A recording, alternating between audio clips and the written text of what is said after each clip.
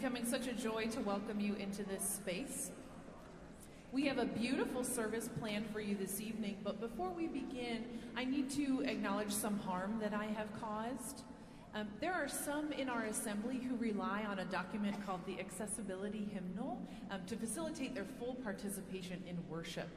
And due to an oversight on my part, the lyrics to our gathering songs for tonight and tomorrow morning did not make it into the Accessibility Hymnal. What this means is that these joyful moments that we will share together are no longer fully accessible to everyone in our community, and for that hurt, I am truly sorry.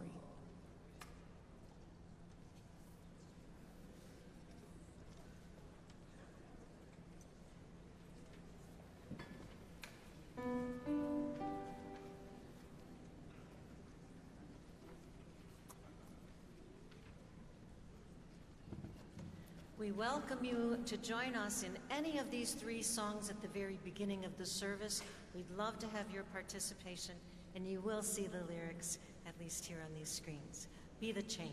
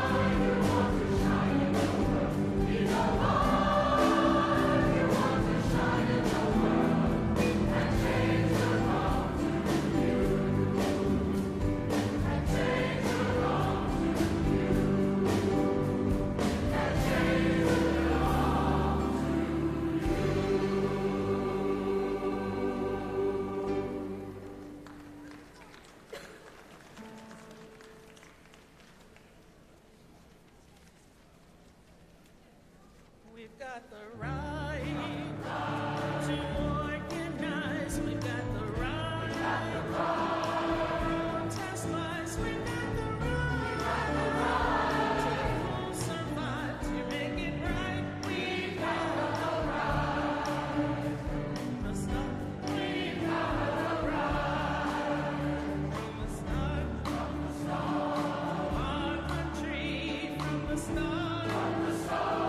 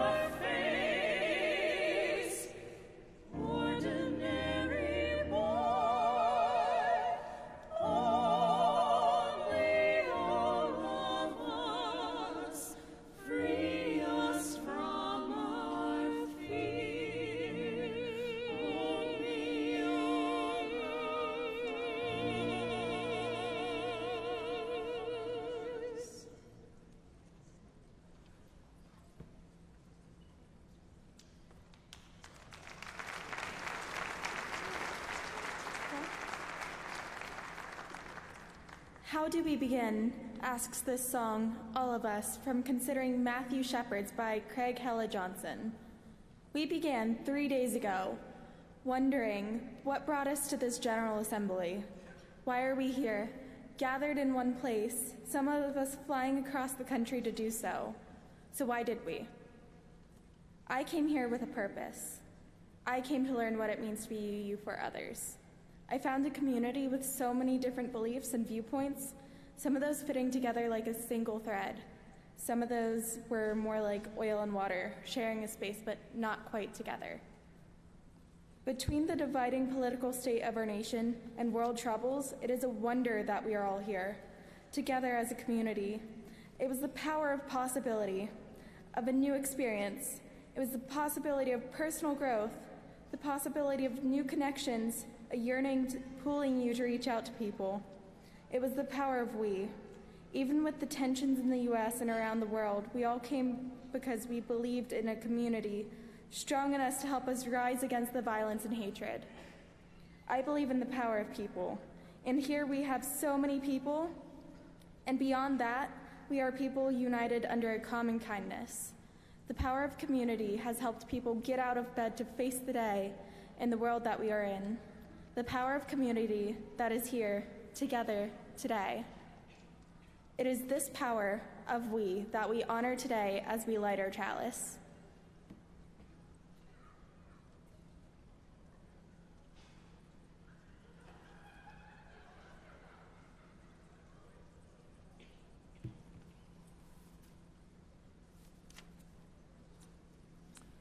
Blessed solstice to all.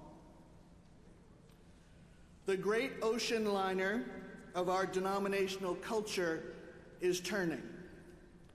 We can feel a deep foundational shift towards something more expansive, more equitable, more transparent, with deeper integrity, something that expands our understanding of what is meant when we speak of the power of we.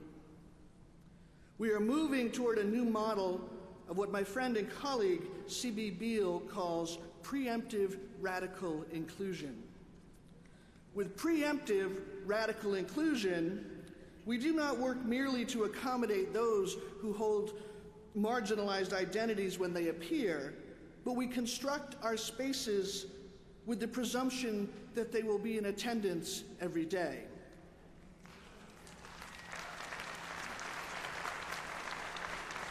Preemptive radical inclusion requires us to assume that everyone is in the room every time we do something. There are people of color in the room. There are disabled people in the room. There are queer and trans and non-binary and gay and lesbian and bisexual and asexual and kinky and polyamorous people in the room.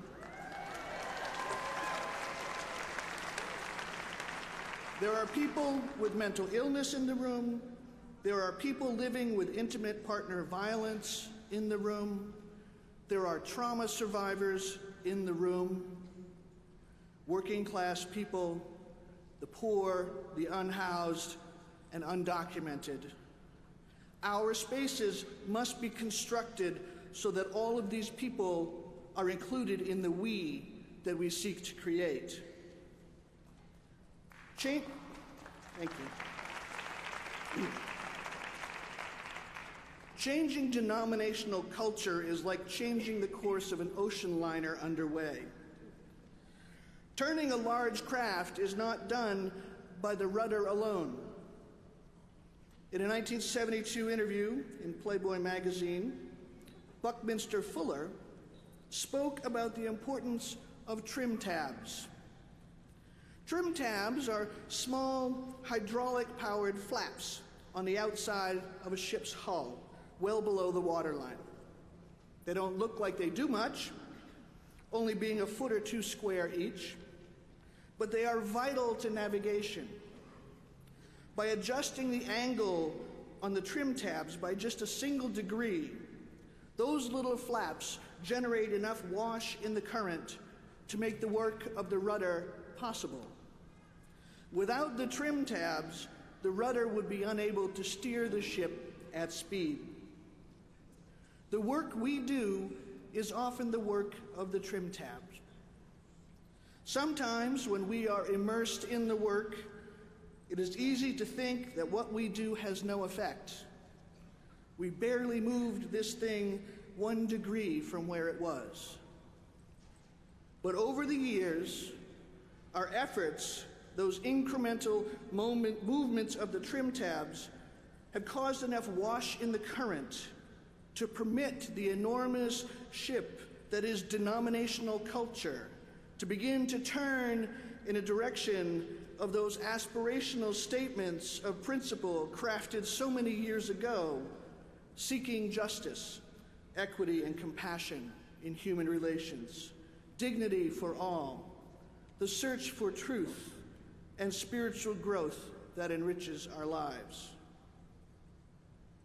In order to expand our understanding of who is included in this we must ask at every committee or board meeting, who is not represented at this table? Whose view is not included in this conversation? And then we must cultivate the leadership and development of the humans with those voices that are missing, because their viewpoints make us, as Unitarian Universalists, smarter and stronger and better. And we must pay attention and heed the insights offered by all at the table. It is not sufficient to simply look around and see that all are represented if the conversation is still dominated by those with institutional power.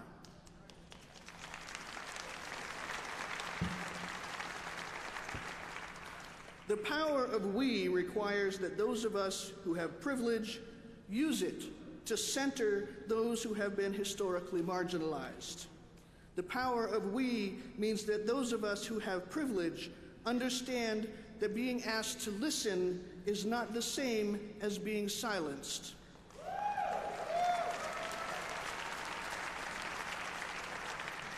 And that telling the marginalized not to be angry is a form of oppression.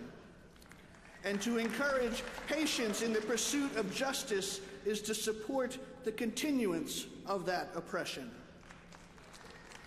The power of we will be fully realized when wholeness in our communities is achieved, when none are silenced, when all are empowered, and when our energies can be directed entirely toward creativity because the healing has been achieved. Until then, we keep on listening, learning, and adjusting with each new effort, like the trim tabs. That is our charge, that is our path, that is our future. Now let us join our hearts with the choir as they sing Glenn Burleigh's powerful anthem, Faithful Over a Few Things.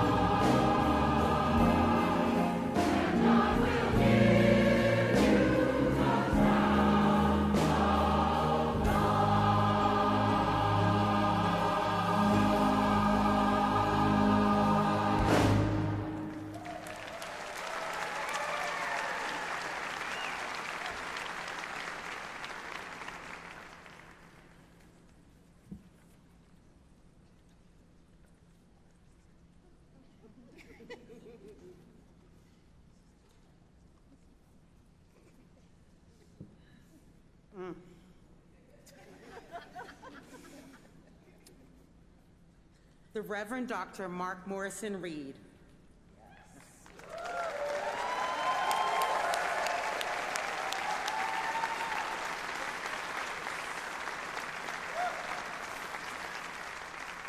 The Reverend Dr. Morrison Reid has exerted an immense influence on Unitarian Universalism for more than 40 years.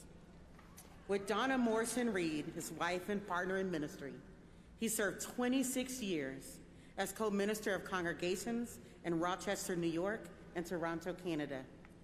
He grew up attending the First Unitarian Society in Hyde Park, Chicago, and became only the second African American raised in the UU faith to become a UU minister.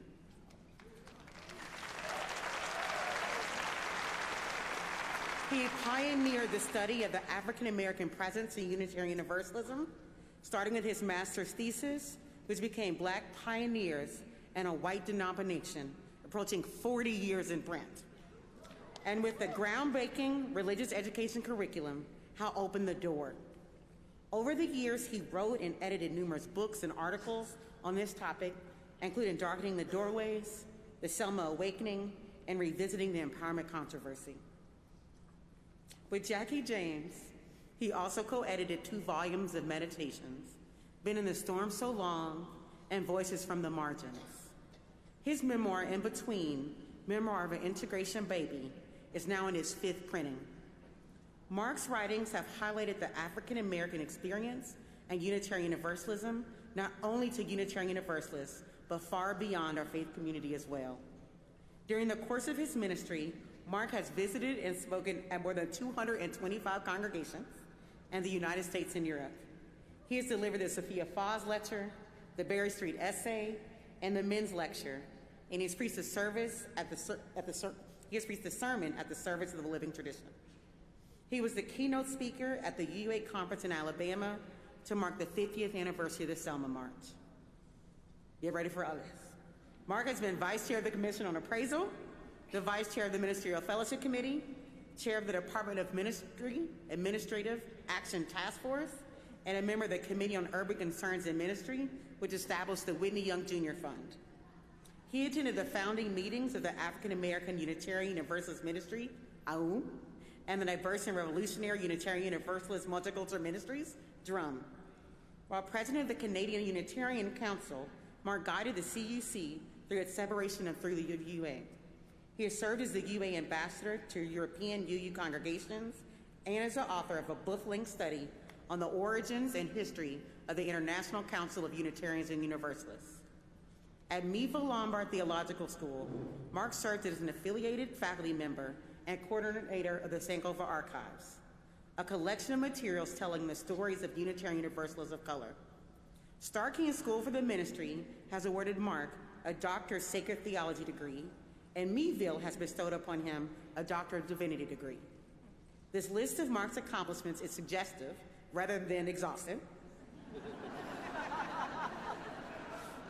He has been a wide mentor to many, clergy and lay, and especially to youths of color. He has been a calm presence in times of crisis. He has powerfully shared his sadness and anger at the marginalization of people of color within our community, at the persistent strains of racism and patriarchy, but he has never given up in despair. Never pretentious, he is accessible, curious, and profoundly kind. His open heart and emotional responsiveness give others the courage to risk vulnerability. His ministry has been a lesson in humility. He's encouraged and inspired and cared for a generation of youth leaders. He has been a steadfast beacon of hope in times of crisis and a joy-filled barrier of light and faith in our shared future. Pastor, scholar, teacher, mentor, and friend, Mark has enriched the lives of many thousands within our faith community and beyond. With deep gratitude for the many blessings he has brought us, we are honored to present the 2019 Award for Distinguished Service to the cause of Unitarian Universalism to the Reverend Dr. Morrison Reid, who without him I would not be standing here.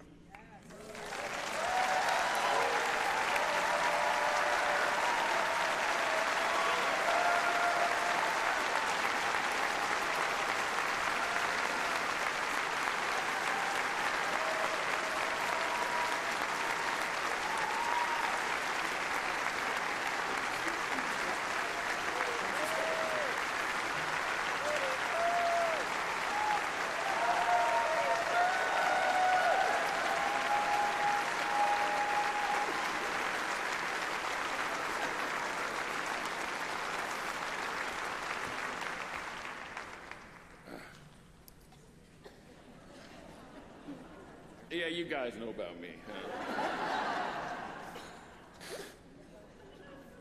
Thank you. Thank you. Thank you. I'm honored. You know, I wasn't keeping track, so I'm a little bit surprised but the length of the summation, which was, you're right, suggestive of what I've done.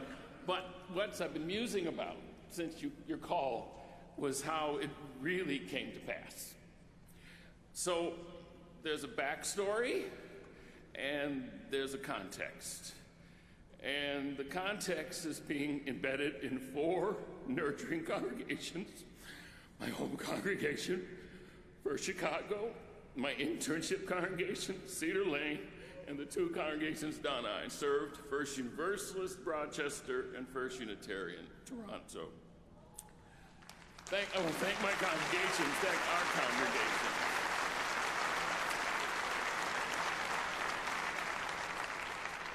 Now, the backstory.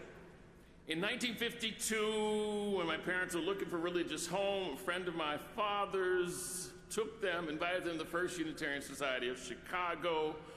They're still there, interned with my sister in the crypt beneath the sanctuary. I have no idea what my family's life or my own, how it would have played out. I have no idea without that invitation.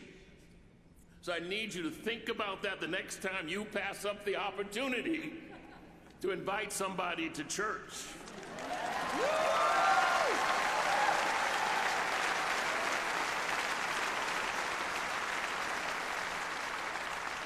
Thank you, Uncle Pud. So I'm the eldest of 4. And not infrequently, the phone would ring in the evening, and I'd say, hello, Reid residence, may I help you? May I speak to your father? No, sir, he's at a meeting. Then your mother, please. Sorry, she's out too. There was the Independent Voters of Illinois and the PTA and the Chicago Citizen School Committee and Urban Gateways, and mother was the courts chair of the church council, and on and on and on. My parents modeled civic engagement. I think it was contagious. Thank you, Mom and Dad.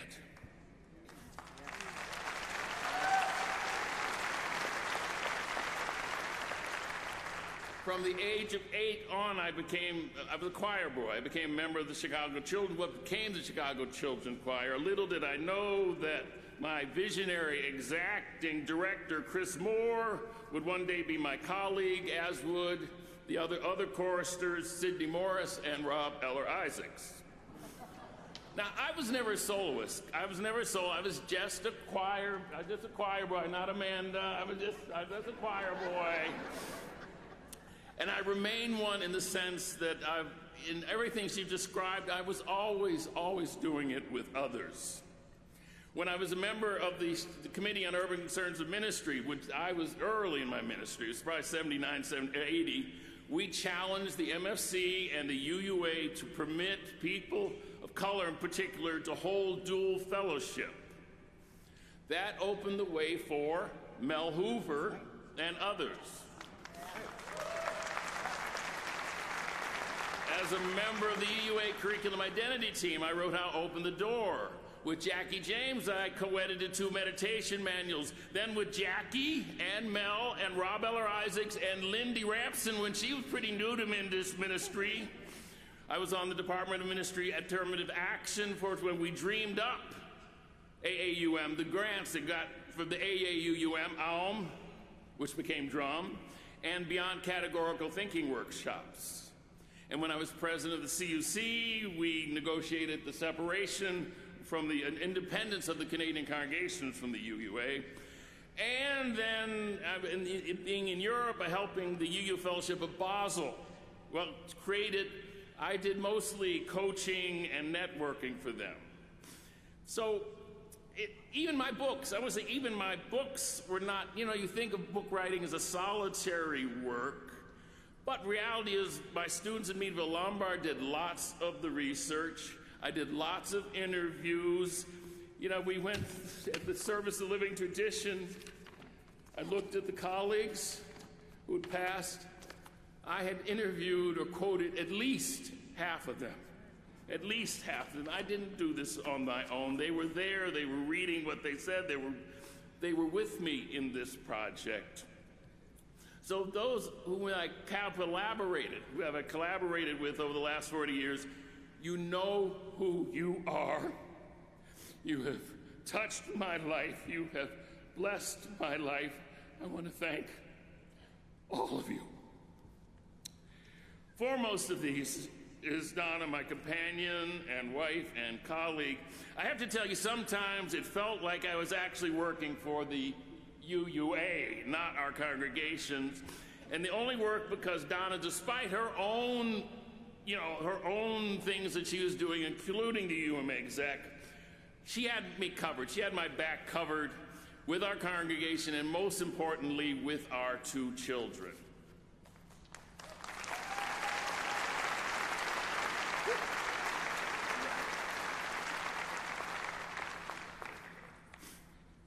She also did a lot of encouraging and editing and more editing. God knows I needed editing. And she's shaking her head, yeah. And she was usually fairly tolerant when one of my projects kind of took over. Thank you, Donna.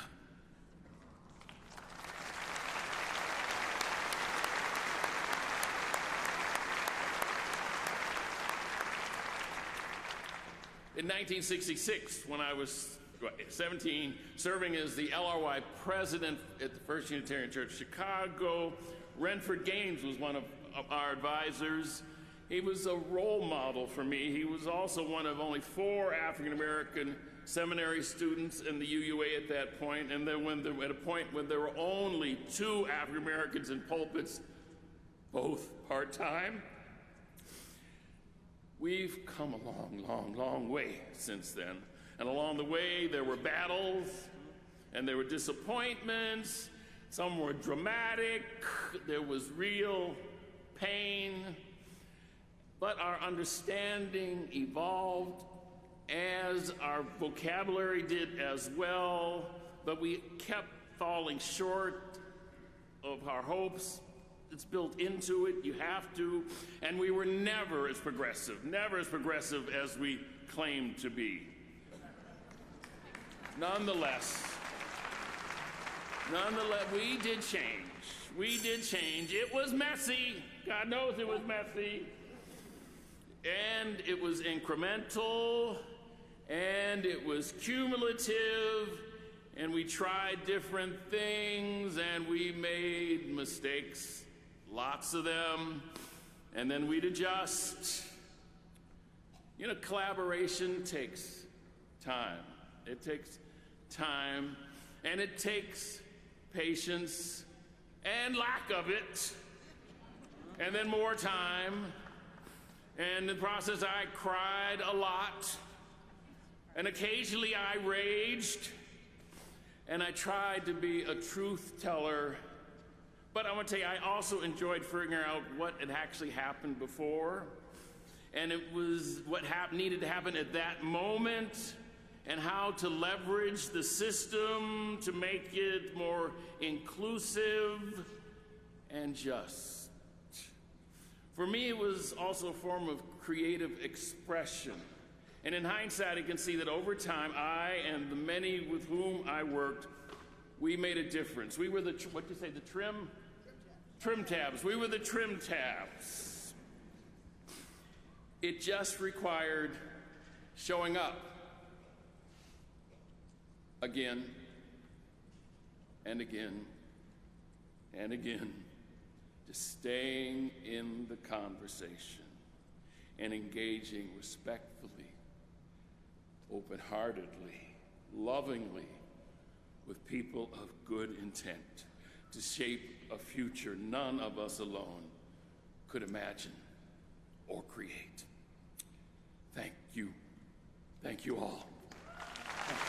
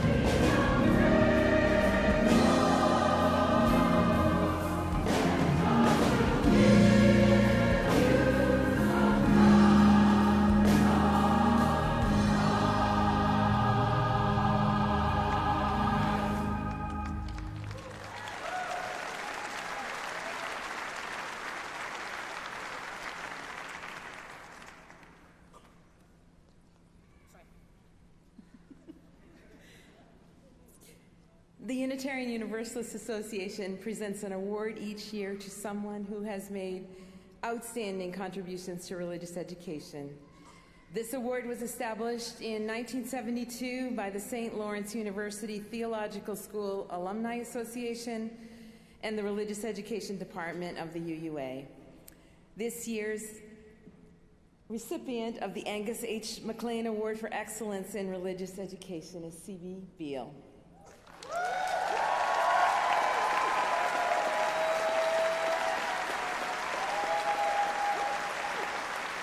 Angus H. Maclean was a visionary and a beloved role model to those who create and lead experiences to help our people grow in their Unitarian Universalist faith.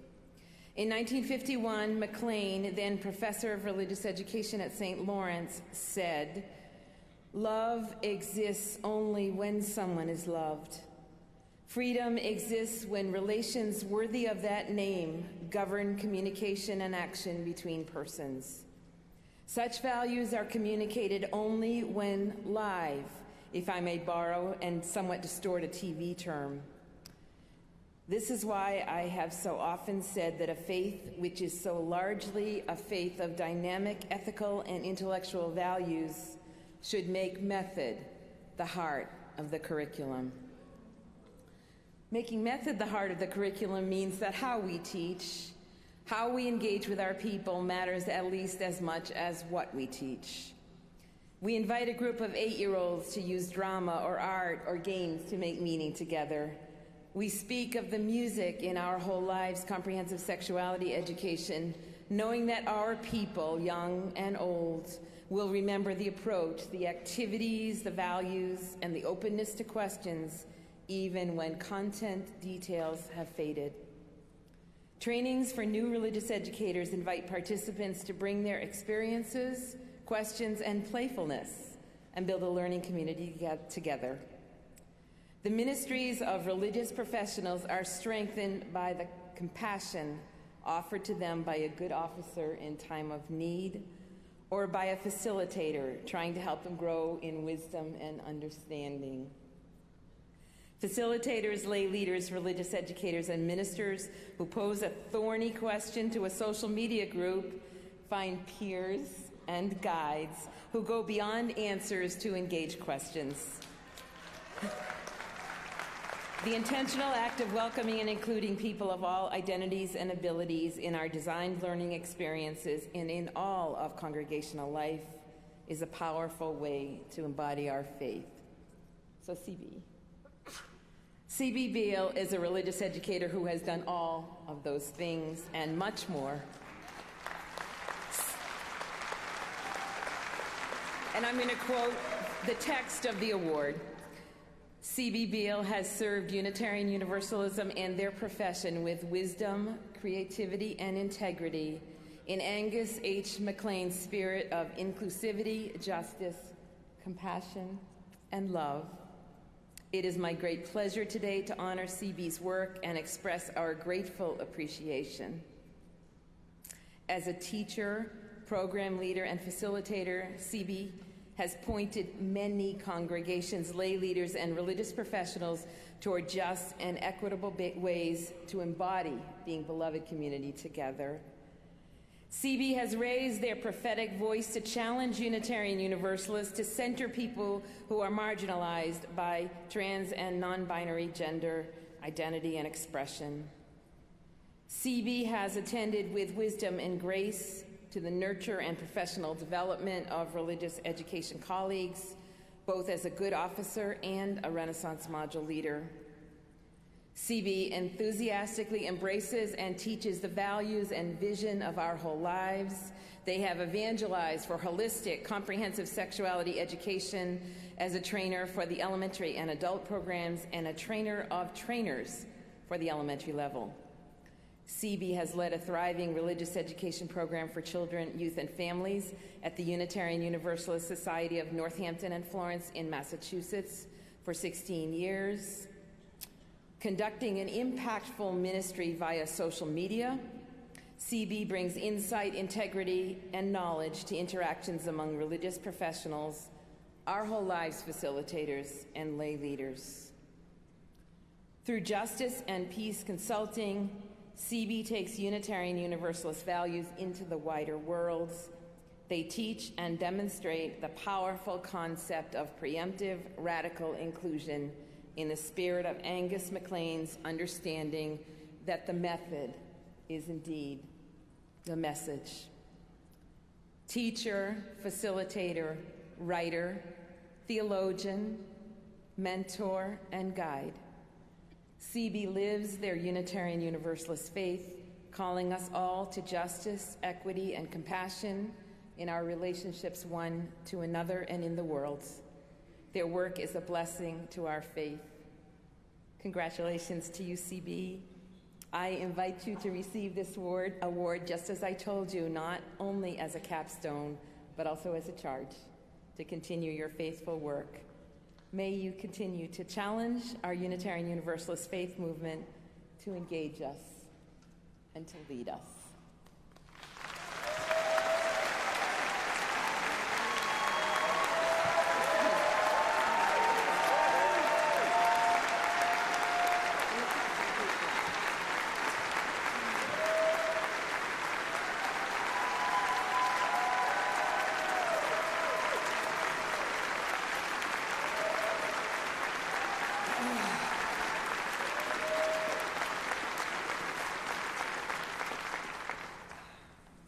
I didn't bring tissues. Hello, good people. Excuse me one second.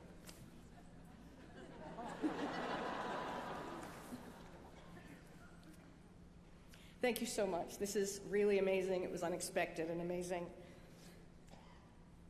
Saying yes to the power of we means grappling with being beloved community in both aspirational and practical ways. Leaning into the complexity of two things being true at one time. Like how to do democracy both with and without Robert's Rules of Order.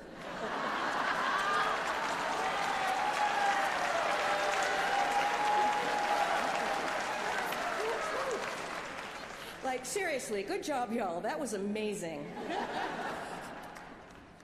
We here are working to unveil and unravel the complex constellation of power and authority, privilege, marginalization, and oppression within an organizational structure not of our individual invention. We are reinventing ourselves collectively. We're moving away from structures of inherited hierarchy and towards something new that centers the marginalized and infuses our interactions with love, hope, and connection. People who get awards are often people with big opinions.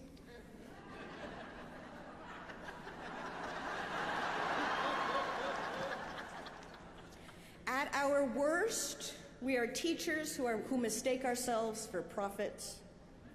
At our best, those opinions are faithful reflections of what we have learned by noticing, bearing witness, and accepting feedback and invitations to repentance and repair.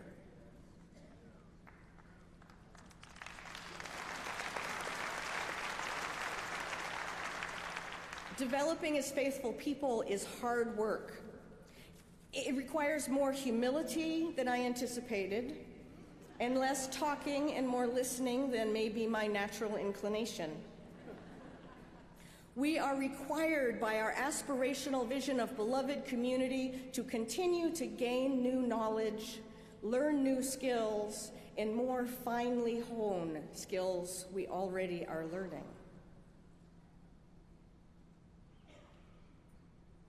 I share this award with the 13 Angus H. Maclean Award winners before me who have personally taught me.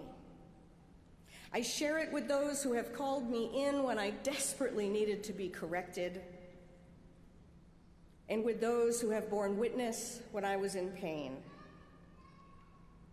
I share it with those who helped me grapple with the complexity of all the different identities and social locations that I hold. I share this award with these people right here on this stage, like actual them.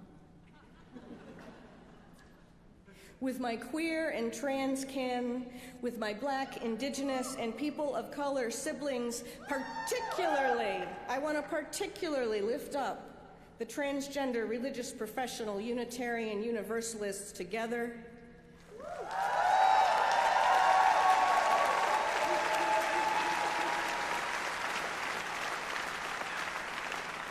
Black Lives of UU, and diverse, revolutionary, Unitarian, Universalist, multicultural ministries.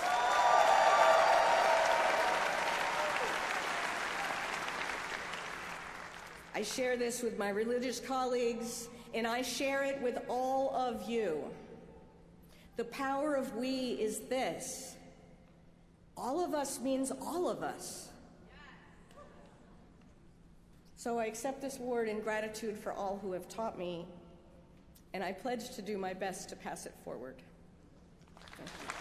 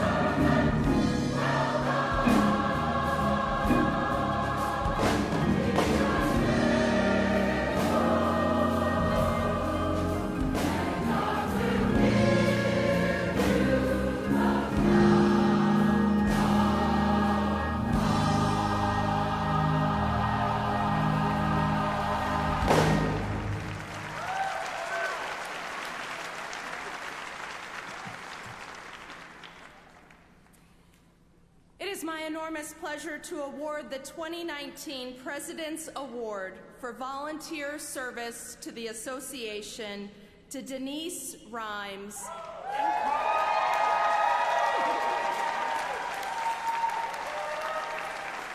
the UUA's outgoing Vice Moderator.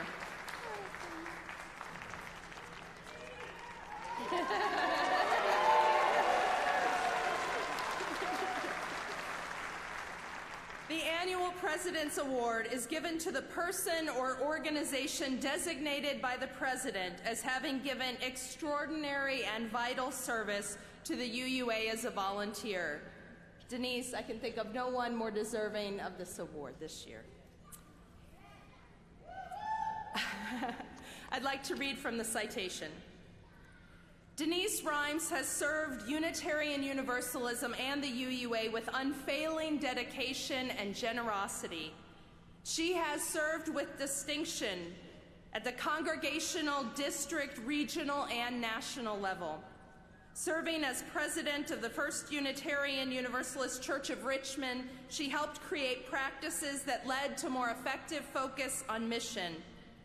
As president of the Southeast District, she was pivotal in leaving behind the painful historic district name and recommitting to the work of anti-racism.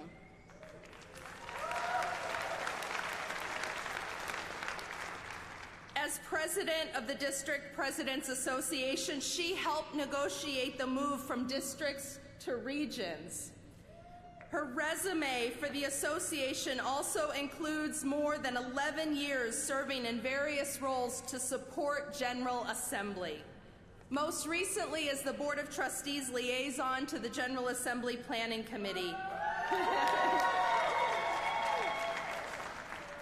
and more than 8 years serving congregations directly as a ministerial settlement representative. Denise has been a dedicated leader on the UUA Board of Trustees. In the midst of the real disruption and the untimely death of the UUA's moderator, Jim Key, Denise skillfully took on the role of moderator and brought both a deep care for her fellow board members and an abiding commitment to address structures and practices that reinforce a culture of white supremacy and inhibit the UUA's ability to live into a beloved community. Denise exemplifies what it means to lead with grace and care through challenge and change. As one who always goes above and beyond, Denise models both collaboration and delegation. Everyone who works with Denise knows that she makes those around her look good. Thank you for making me and others look good. And Denise never forgets to say thank you. Denise, your leadership, devotion, humor, and grace have and will continue to leave an indelible mark on our association.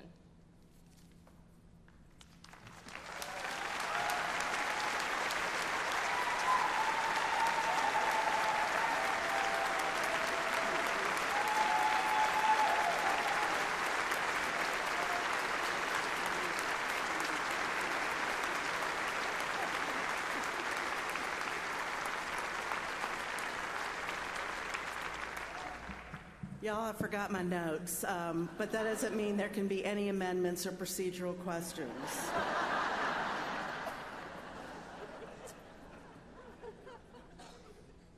When I became a Unitarian Universalist, it was a result of, believe it or not, September 11th. And I felt my children were small, and I felt a real need for community.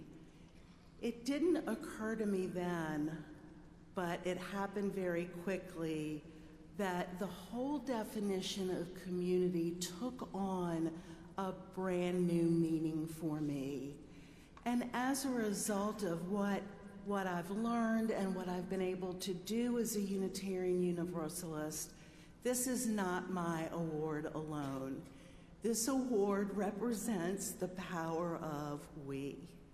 If there is anybody out there tonight who doesn't believe that our congregations and our association don't represent the best of what we can be, then I am sorry that we have failed you, because that is what it has meant for me. I have some notes on my hand. So in terms of the community that has helped earn this award and shares this award, first I want to thank my beautiful board members, past and present, for everything that you have done and enabled for our association. I am not a lifesaver. I am not Blue or Loretta, who have received this award in the 2 years prior. I am not Christina Ivana or in order to turn that large ship that we call Unitarian Universalism.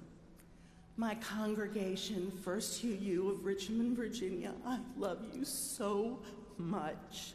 You have taught me how to be a Unitarian Universalist. You have given me the opportunity to grow and to learn and to lead and to make mistakes and to get things right. So this award is partly yours as well. To my amazing mentors, Reverend Jean Popke, Annette Marquis, and my dear Jim Key, thank you so much for believing in me.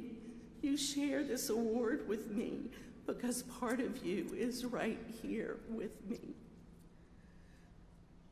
And finally, to my beloved family, I love all of my babies, my children, my husband, my grandchildren. Thank you so much. This is partly for you. I know I wasn't at the dinner table a lot of times.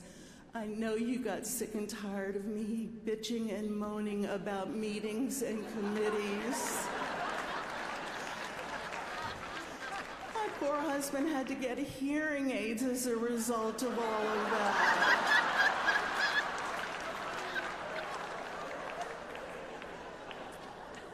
But this is for you for loving me unconditionally and allowing me and all of us to grow as faithful people. Thank you all so very much, and this is for you.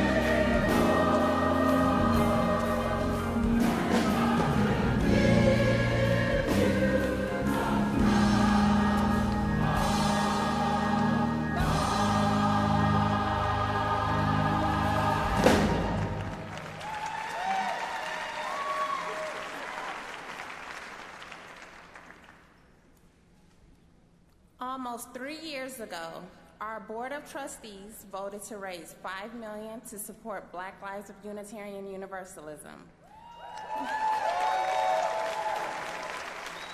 More commonly known as Blue.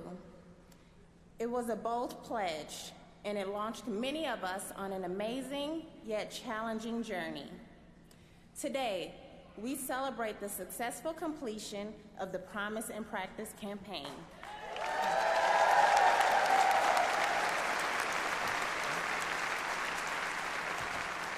Collaboration is something we talk about often, but this campaign truly embodied it. From the collaborative meetings with members of Blue's organizing collective, to the collaboration of lay leaders and religious professionals of color in the creation of the beautiful worship materials for the campaign, to our collaboration with ministers and lay leaders to lead a Blues Sunday and collections in over 600 Unitarian Universalist congregations and faith communities. Together, we have learned so much about Black lives of Unitarian Universalism, our history as a faith movement, and our yearning to live fully into our principles. It seems like yesterday when Brad and Julie Bradford delivered their promise to match congregational gifts to Blue up to $1 million.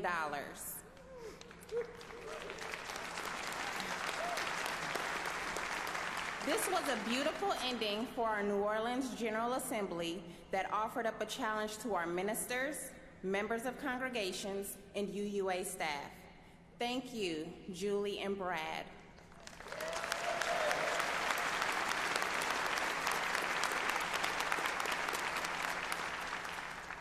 Today, we are grateful for the many Unitarian Universalist congregations and entities that answered our call for support. The UU Women's Federation Group, the UU Funding Panel, the Northern New England District, Loretta, and congregations like Theodore Parker Unitarian Universalist Church, Mission Peak UU Congregation, the First UU Church of Wilmington, First Unitarian Church of Wilmington, Delaware, First Unitarian Church of Portland, Unity Unitarian Church of St. Paul, Jefferson Unitarian Church, the Unitarian Church of Summit, and Georgia Mountains UU Church, and so many others. will thank you later, more fully. You gave generously, with enthusiasm, and with grace. We are so thankful for your generosity, dedication, and creativity. We are grateful for your trust in the board's decision to support Blue, and even more, your faith in the possibilities of Blue's leadership and work as an organization. But this campaign is only the beginning. This campaign has taught us a lot about ourselves. There is still a lot of work to do. Our partnership with Blue and supporting your work and your mission, our mission, will continue. So at this time, I'd like to welcome Reverend Michael Slack and Lesley Mcspadden of the Blue Organizing Collective to share a few words about how this campaign has impacted their work and with some words on their vision as a new organization.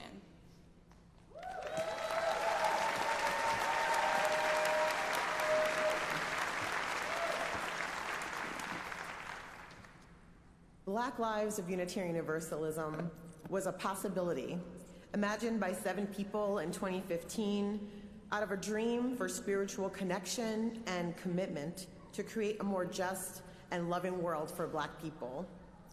Although my final day as chair of the Blue Organizing Collective Board was last week, I am thrilled and so grateful for this opportunity to thank my fellow former founding Organizing Collective board members, Alandria Williams,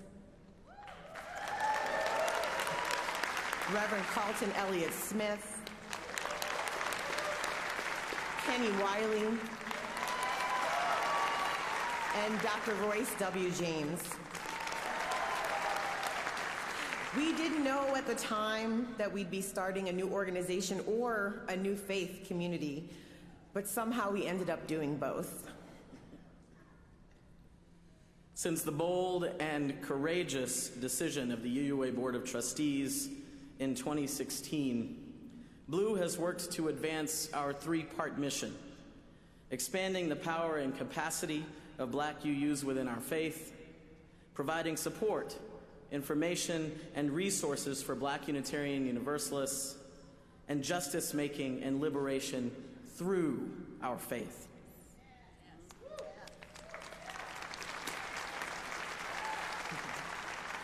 We've also taken on the very difficult task of building a plane while flying it.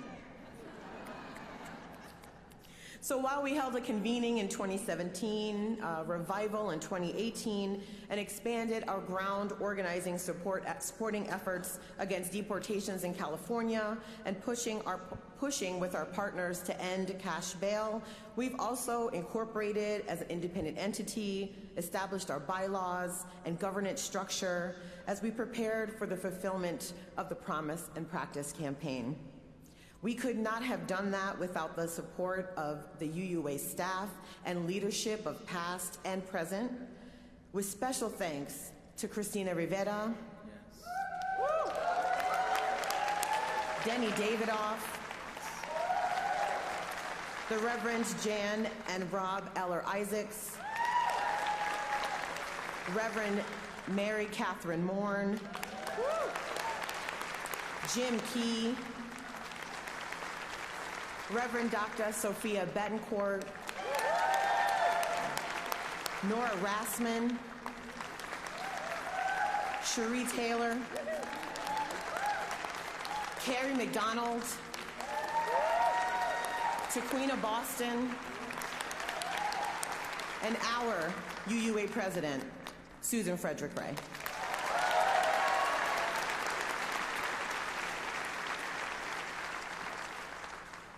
Blue stands on the shoulders of our Black UU ancestors, and every day we learn from the examples set in our faith by the Black Affairs Council and the Black Unitarian Universalist Caucus of the 1960s. We thank the elders in community with us for their support, guidance, and consistent prayers, with eternal thanks to Reverend Bill Sinkford,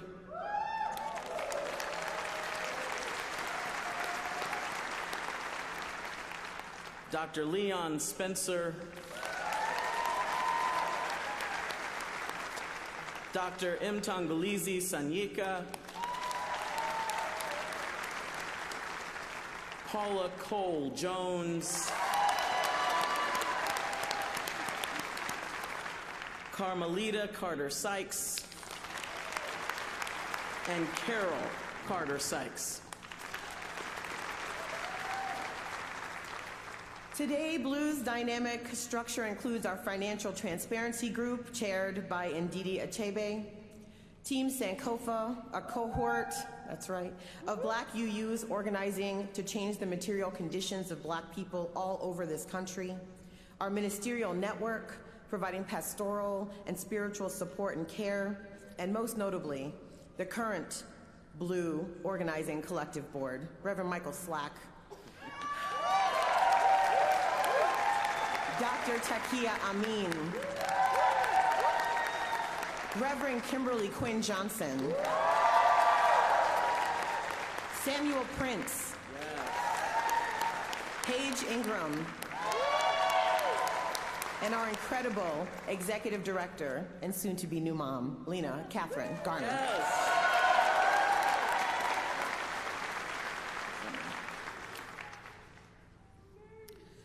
One way to join us in living out this vision is by joining us this fall as we complete a year of theological exploration into an unapologetically Black Unitarian Universalism in St. Paul, Minnesota, October 30th through November 2nd for the Harper Jordan Memorial Symposium. All are welcome to this historic gathering. And yes, white folks, we mean you too.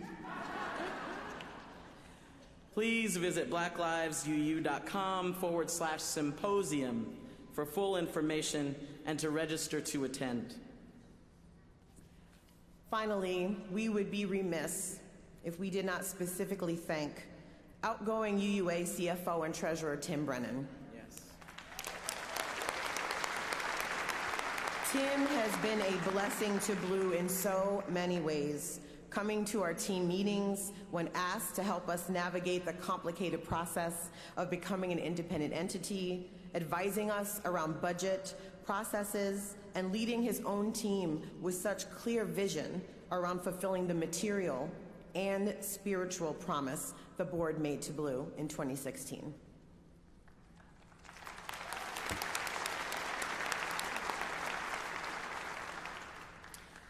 As part of Blue's spiritual care to one another, we offer daily Blue affirmations to folks who request it. Some of you out there are receiving them every day. We're grateful to Jakaran Olayoya, Ian Hill, Matthew P. Taylor, and Takia Amin, who have been writing them throughout the year. It seemed fitting, yes.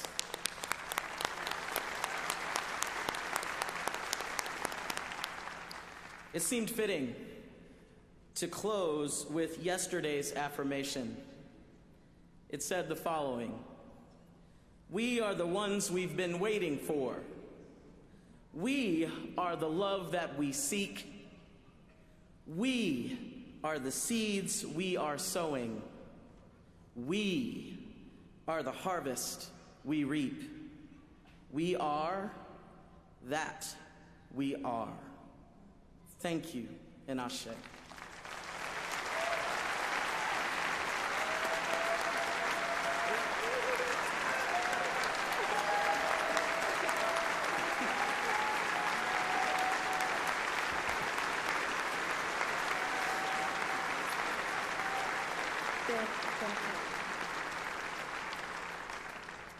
So today we extend our appreciation and our love to you, Blue. We offer you our thanks and our blessings. And so soon you will receive a chalice that was designed by a longtime Blue supporter, Oshara Misha, a Black UU artist based out of Kansas. There's a photo of it. So please accept it as a small token of our appreciation and our faith in your vision and leadership.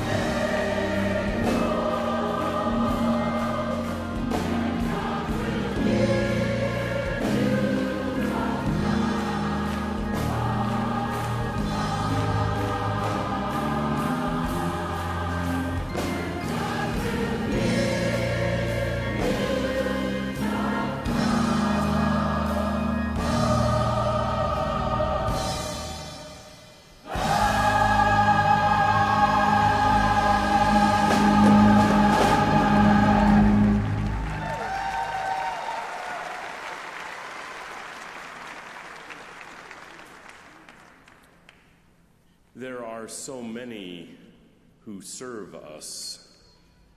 We are grateful. Tonight, we have people who are stepping up to serve us. We harness the power of we through the many ways that you can serve our denomination, including elected positions on the Board of Trustees and various commissions and committees. The following people have been elected by this General Assembly to serve on the following board or commission or committee. The Board of Trustees: the Reverend Suzanne Fast, the Reverend Sherman Logan, Lesley Mcspadden, Reverend Tom Shade. The Commission on Appraisal: Victor Ashir, Reverend Madeline Campbell, Reverend Rodney Lemery. The Commission on Social Witness: Reverend Jessica Starr Rockers, Dr. Pippin Whitaker. The General Assembly Planning Committee: Thomas Earthman, India Harris, Reverend Maria McCabe. And the Nominating Committee: Dr. Randy Burnham, Reverend Amanda Weatherspoon, Reverend Shalani Casella. Guided by love for this tradition and hope for the future, this General Assembly has duly elected members of the Board of Trustees and committees of the association. We welcome their gifts, their skills, their time, their sacrifice, and the voice that they bring to share in love, trust, and dedication in the years to come. Would you please join with me as we covenant together to install these leaders to the offices that we have elected them to? May our Unitarian Universalist faith and heritage inform your work and deeds as you serve with our leadership, our congregations, and our staff. May your efforts and work inspire goodwill among all. I covenant to affirm and promote justice, equity, and compassion in human relations. To signify Unitarian Universalism in the wider world, may you serve as an instrument of reconciliation, hope, and welcome. I covenant to affirm and promote a goal of community, of peace, justice, and liberty for all. May you deal forthrightly and honestly with us, keeping foremost in your heart the health and well-being of our movement, speaking your truth without fear of repercussion, and encouraging others to do the same. I covenant to affirm and promote the right of conscience and the use of the democratic process. In the spirit of hospitality and understanding among people, may all who cross your path feel they have been heard and seriously considered. I covenant to affirm and promote the inherent worth and dignity of all. We covenant to encourage you and support you as you serve our movement. May our trust carry you through both difficulty and triumph. In gratitude, we thank you for your willingness to serve. With gratitude, I acknowledge and accept the trust that you have placed in me.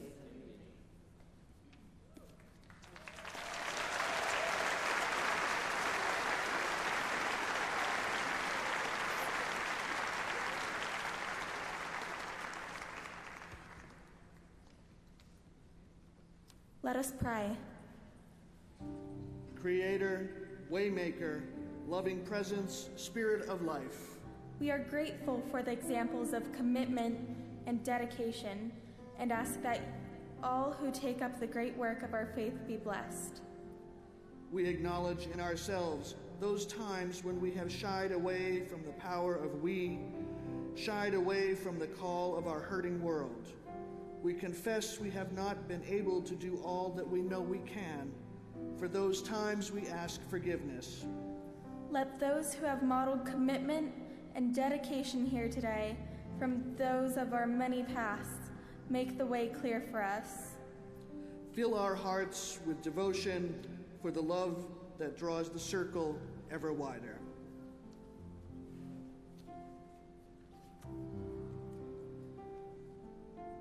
We know that our prayers must lead us to action. And this moment is calling us to bolder action, deeper risk, and deeper sacrifice. This assembly just passed an action of immediate witness on immigration justice, and it is time to make that real.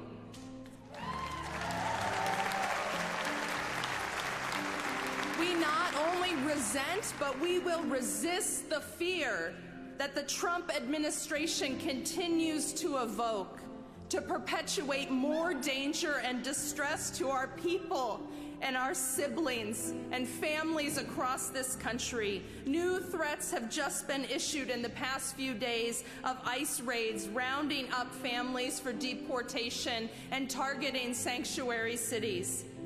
People have already started organizing here in Spokane and elsewhere. I know some of you who have people in sanctuary in your own congregations are trying to rush home to organize to protect them.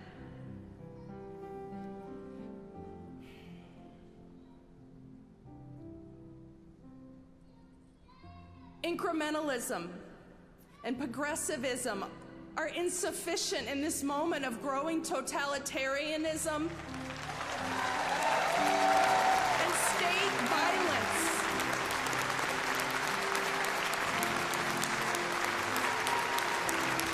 We must show up not just with activism and risk, although we must show up with activism and risk, but also with love. Because the practice of love and the theology of love is the way to dismantle the narratives of hate that fuel state violence and totalitarianism.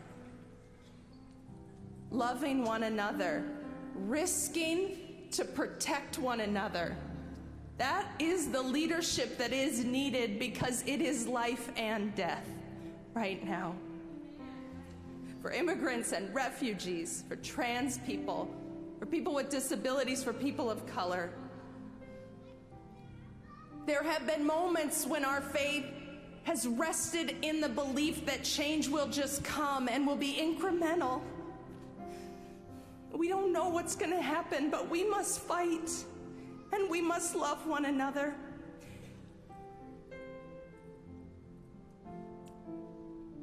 If you have people in sanctuary in your congregation, I invite you to rise in body or spirit.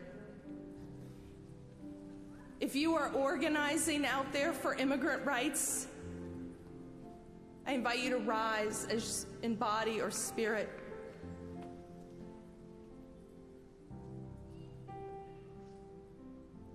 If you're thinking about putting your body on the line to put yourself in front of ICE so that they can't get to our communities, I invite you to rise in body or spirit.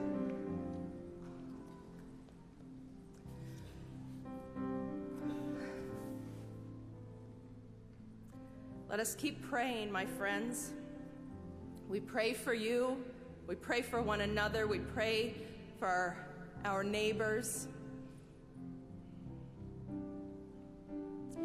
We pray for more courage, more faithfulness, more justice, more peace.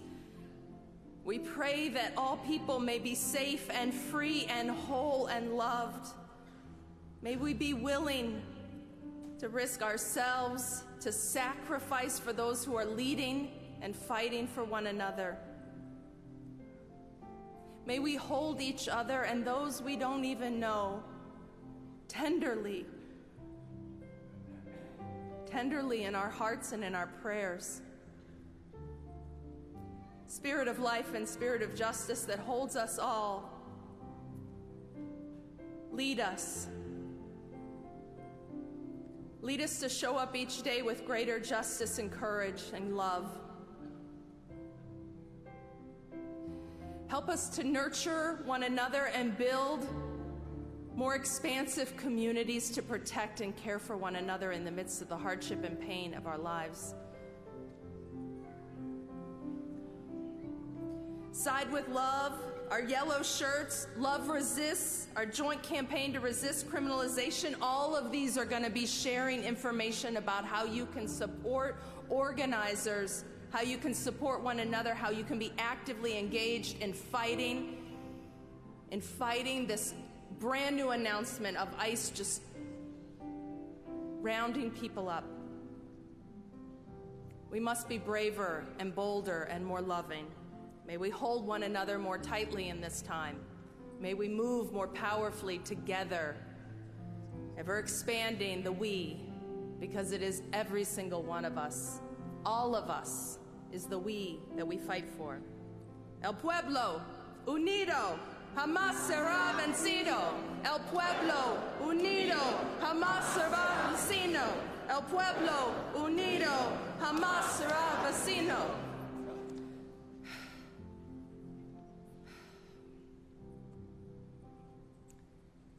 Hope is found in the struggle. We don't know what the outcome is. The question is, where will we side and where will we show up? May we side with love and side with one another. Amen. And blessed be. And courage be with you, my friends.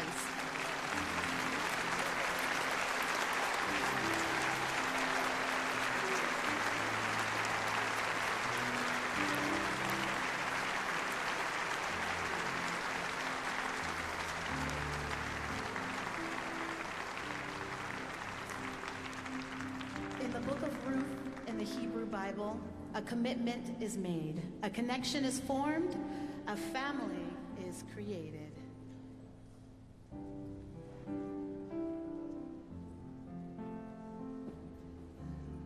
And the power of we begins. As Ruth says to Naomi, where you go, I will go. Your people are my people. Your God, my God. This powerful sentiment, as set to music by Shoshana Jedweb, has become deeply important to many different faith communities, including our annual gathering of religious professionals of color, Finding Our Way Home.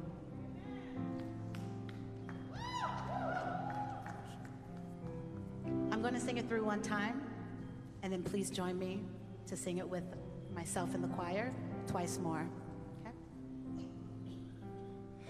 Where you go,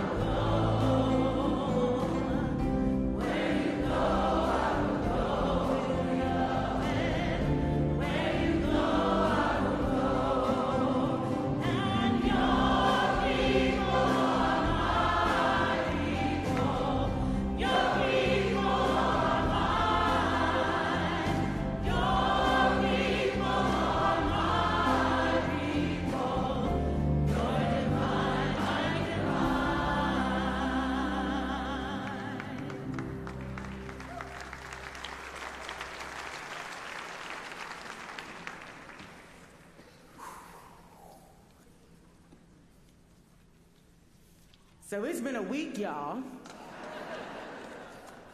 It's been a week.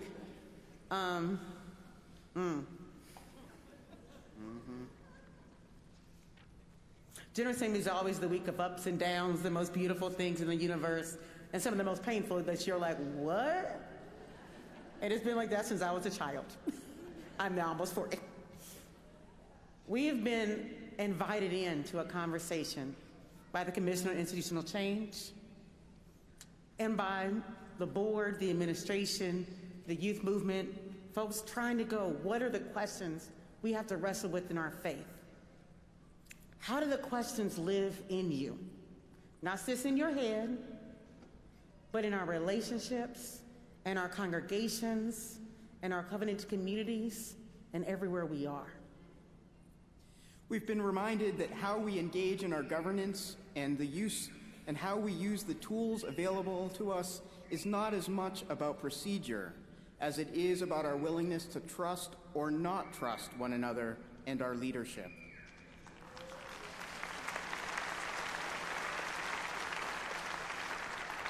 We are all in this together, and we can only transform the way our business is done if we get better at holding one another accountable to how we use the tools to reinforce or dismantle white supremacy and domination.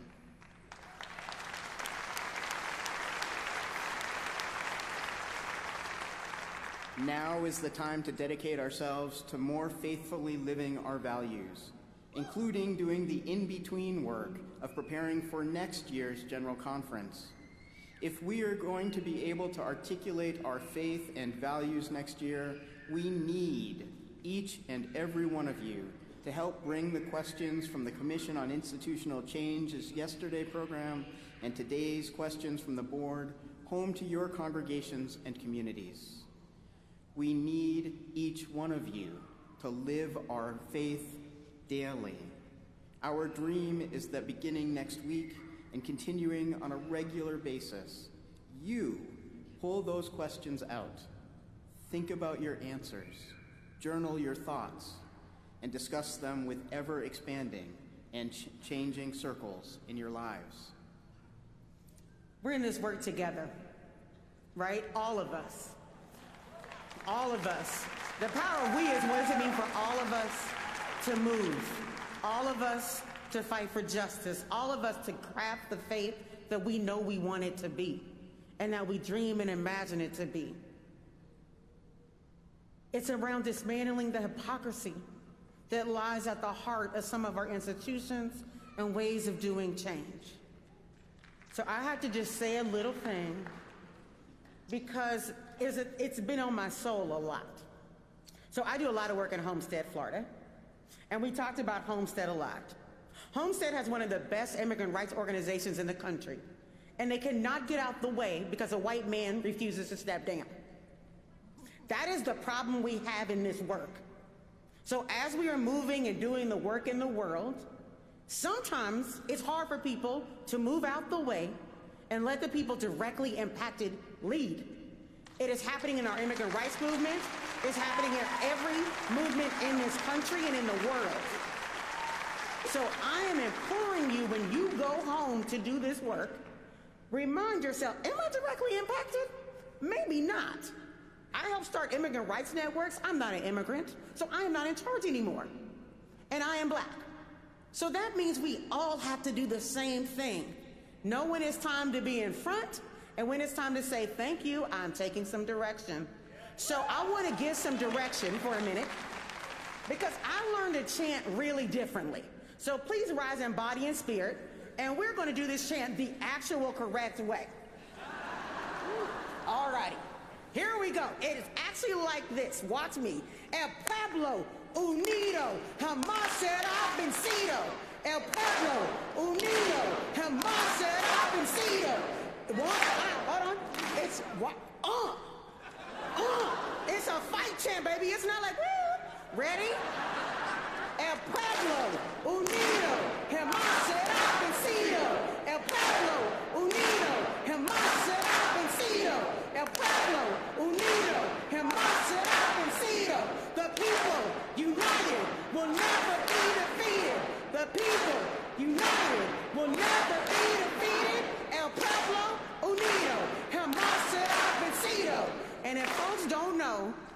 who does that chant together is not just Latinx folks that you think look a certain way. It's all peoples, right? And so the work isn't just about immigration. It's not just about climate change. The very people who are impacted by migration are the same ones who are blowing off the mountains in Colombia, right? So this is all together. Please do the work back home, carry it in your heart and soul, and love each other up. Because the work destroys us as well as it lifts us up. And so if we don't love on each other through the trials and the tribulations, we, Lord knows, go through our own trials and tribulations. And what I have learned the most this year is what it means to be with people through the thick and the thin, and to admit your mistakes and to say thank you, and I love you, and I will do better. Because if we can't do that, then we won't go forward.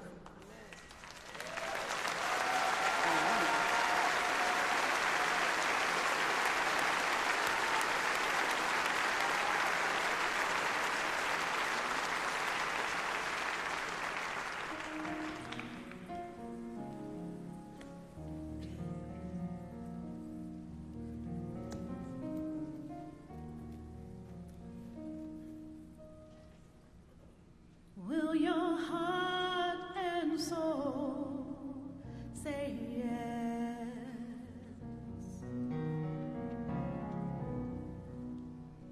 Will your spirit still say yes?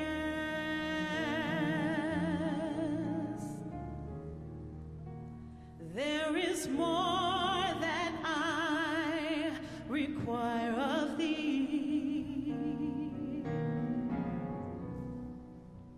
Will your heart and soul say yes?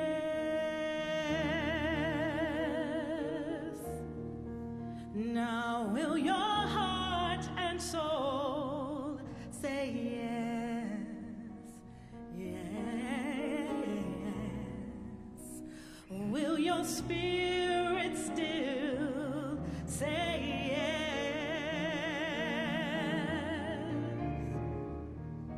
If I told you what I really need, will your heart and soul say yes?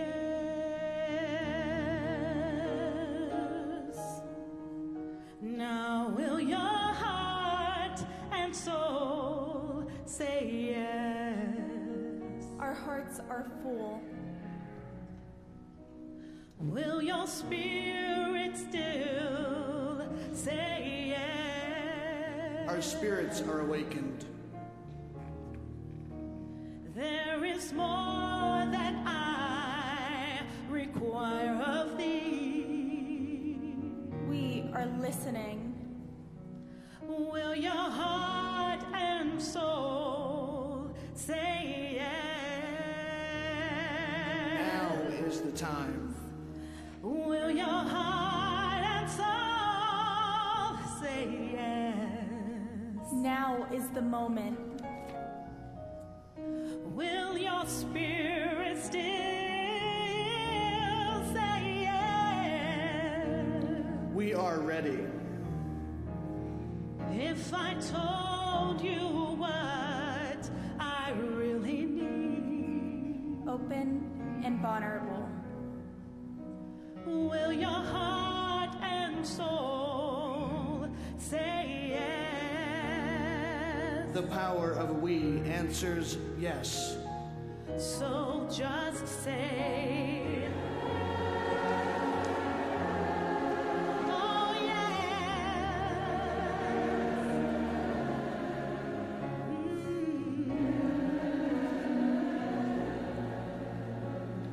To listening deeply. Please join us and sing along with the choir and saying, yes, yes, yes,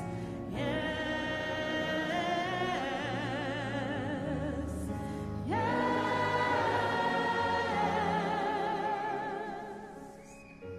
To listening deeply to one another and leaning into the power of this complex, varied, sometimes contradictory humanity. To connecting with others who share different stories so that we may harness all of our talents and passions and viewpoints, and we say,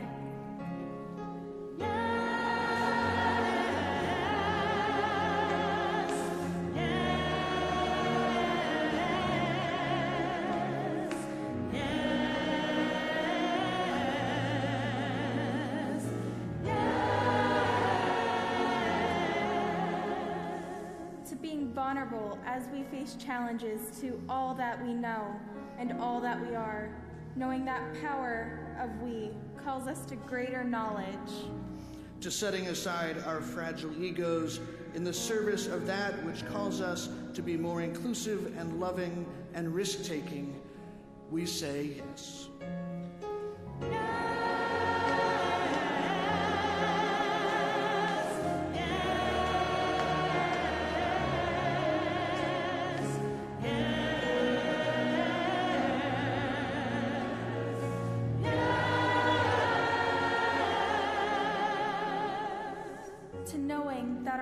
Together for justice means challenging the status quo in our congregations, in our communities, in our country, and in our world. To this world-loving, heart-growing, spirit-awakening, life-changing power of we say,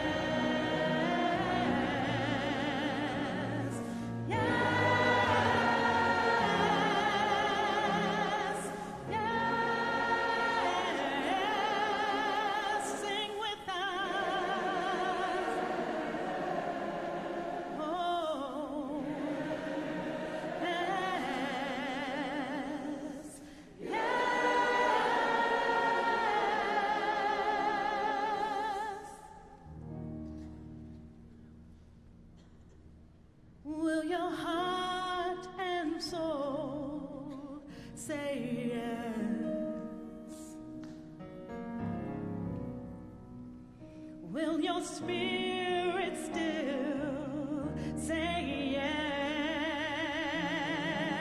yes. There is more that is required of thee. So let your heart and soul say yes.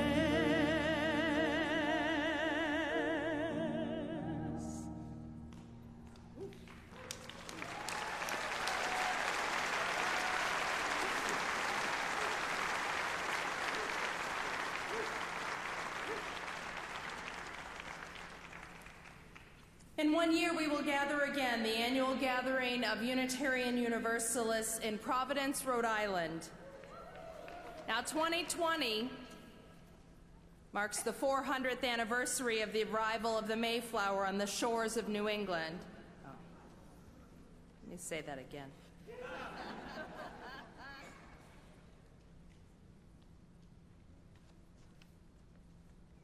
2020 will mark the 400th anniversary of the arrival of the Mayflower on these indigenous lands.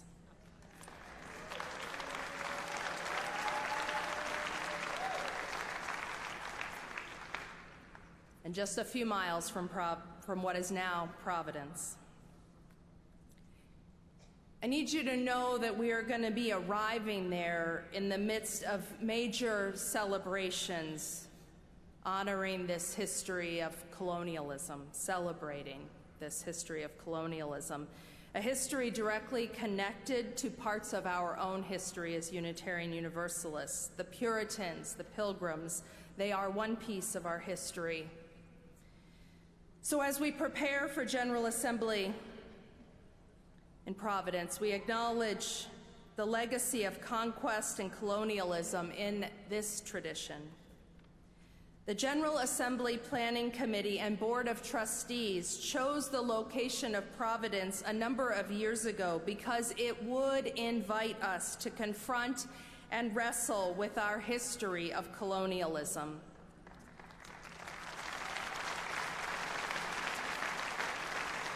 That it would invite us into truth-telling, as well as giving us an opportunity to tell a different story, to share a different story about this history, a story that centers Indigenous people and their continued struggle for sovereignty, land rights, and their spiritual traditions.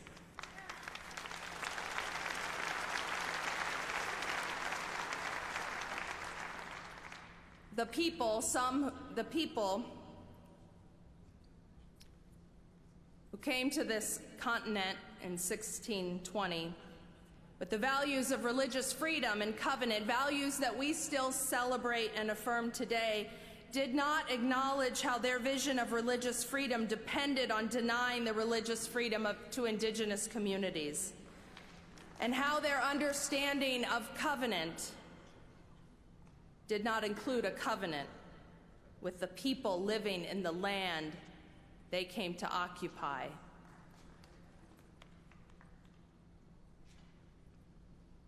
Next year's General Assembly will be an opportunity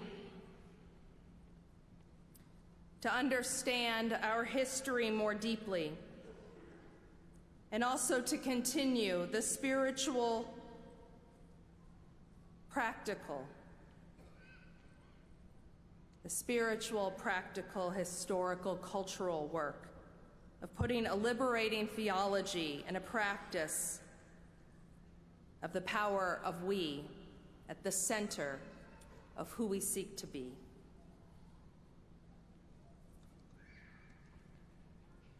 I invite you to General Assembly and for this work, which is a part of the larger work that we are doing.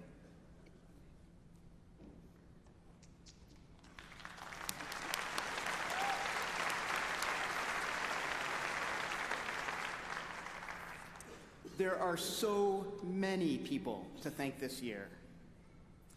As we call your names and groups, would you please rise as you're able in body and spirit and be acknowledged? Our tellers and ushers. Our safety team. Our right relationship team. Our chaplains. Our Commission on Institutional Change. Our young adults. Our youth. Our accessibility team. Black Lives of Unitarian Universalism. Diverse Revolutionary Unitarian Universalist Multicultural Ministries. Equal access. Transgender Religious Unitarian Universalists Together. Trust. The Liberal Religious Educators Association. The Association of Unitarian Universalist Administrators. The UU Ministers Association. The Association of UU Music Ministries, and all of our wonderful musicians and singers. The GA Planning Committee. The Worship Arts Team. Our Board of Trustees. Everyone who facilitated and or took notes during the breakout groups. The UUA staff. Special shout out to Board Liaison and Magic Maker, Carrie Moran. Our remarkable president.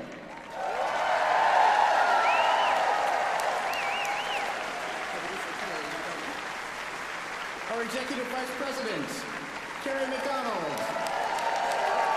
The absolutely amazing tech deck.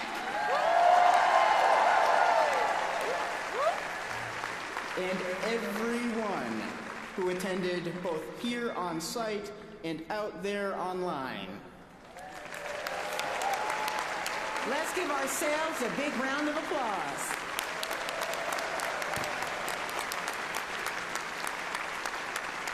Thanks to all of you who discern, learn, and continue to grow on this faith journey we call Unitarian Universalism.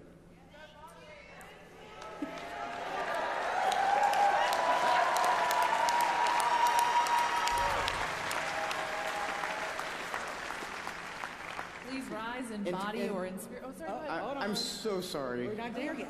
The script says sing. I know. I know, Emily.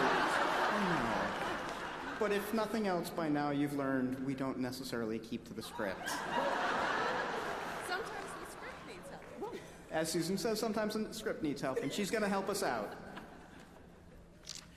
I want to take a very special moment to thank someone, and I don't even know that they're in the room. Jan Snegus, are you in the hall? You know, she's working nonstop, but I don't want to let this moment pass without honoring Jan Snegus, who has been making GA happen so powerfully for the last 17 years.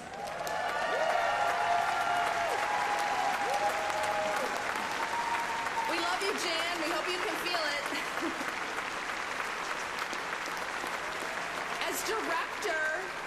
As director of the General Assembly and Conference Planning Office of the UUA and the staff liaison to the General Assembly Planning Committee, Jan has helped the UUA be a leader in reducing and offsetting our environmental footprint whenever we gather for General Assembly. She's become an industry leader in this area, and her leadership has meant that in every city we go, we leave a lasting legacy and learning for the convention centers to come about how they can reduce the environmental impact of conventions. Through 17 years, Jan has said yes, from new ideas, new formats, to people rappelling off buildings and protesting in 120-degree heat. Jan has worked tirelessly to make almost all these things possible, to make them increasingly accessible and always in line with our mission. And we thank Jan Snegus tonight for her service and leadership.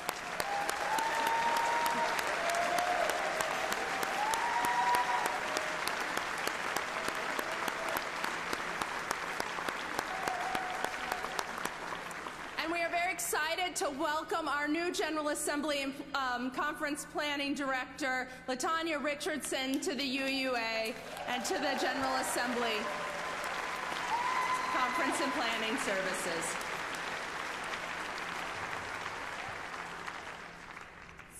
So now we got one more edition. So some of us need gender-neutral bathrooms, and some of us need scooters, and so Jan also did that too. And so we want, yes, the environmental things are all lovely, and there's also other things Jan has done that we feel like we really should lift up, even if sometimes the bathrooms we can't find them. Thank you.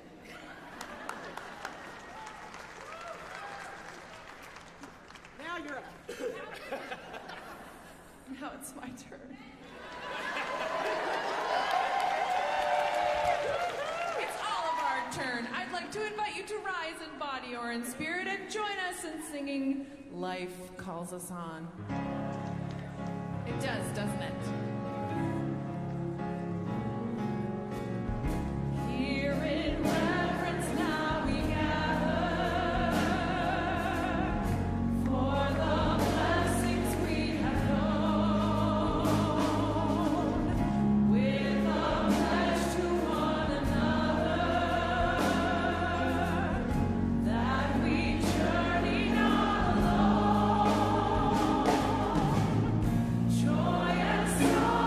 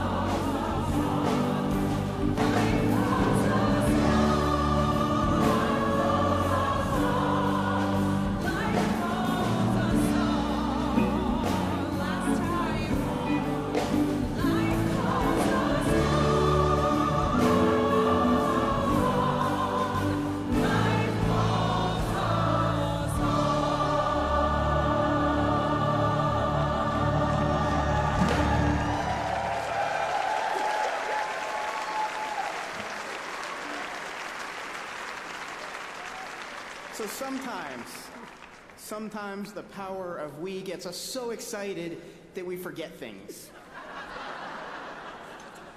And we forgot to give thanks to the Commission on Social Witness, who helps us through all of our resolutions and actions and statements. And kitty camp and middle school camp people, thank you. And just to cover the bases, thank you to the band.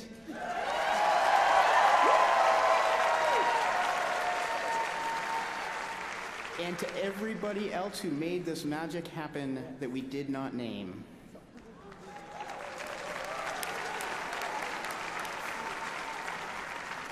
I call on the Secretary of the Association, Patrick McLaughlin, for a final credentials report. So you may have noticed there were a few of us here this week.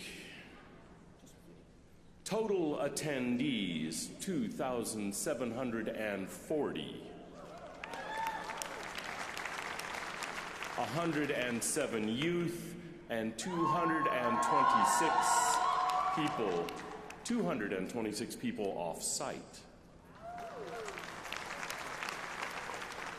Y'all represent 507 congregations in all 50 states, Washington, D.C., 2 Canadian provinces, and Mexico, and more.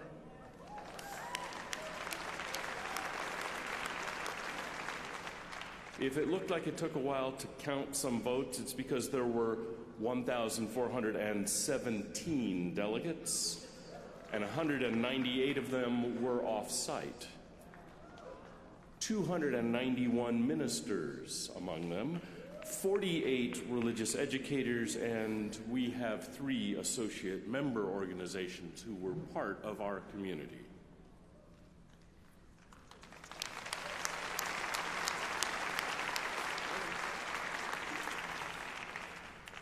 I now call for the official adjournment of the Assembly. Is there a motion from the board? This is how we do things. Moved that this General Assembly is now adjourned.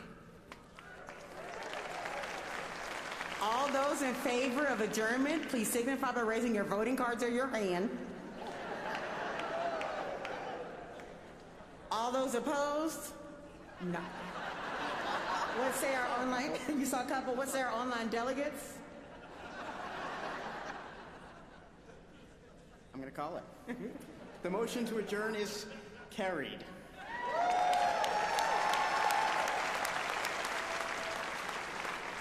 I declare that the 2019 General Assembly of the Unitarian Universalist Association now stands firmly adjourned. Have a wonderful summer, a fantastic year, and please remember to bring the questions home with you for conversations everywhere. We look forward to seeing you tomorrow at the service for Reverend Martha Valentin. And as a lifelong New Englander, I look forward to seeing you in Providence next June, where we can counter the narrative. We stand adjourned.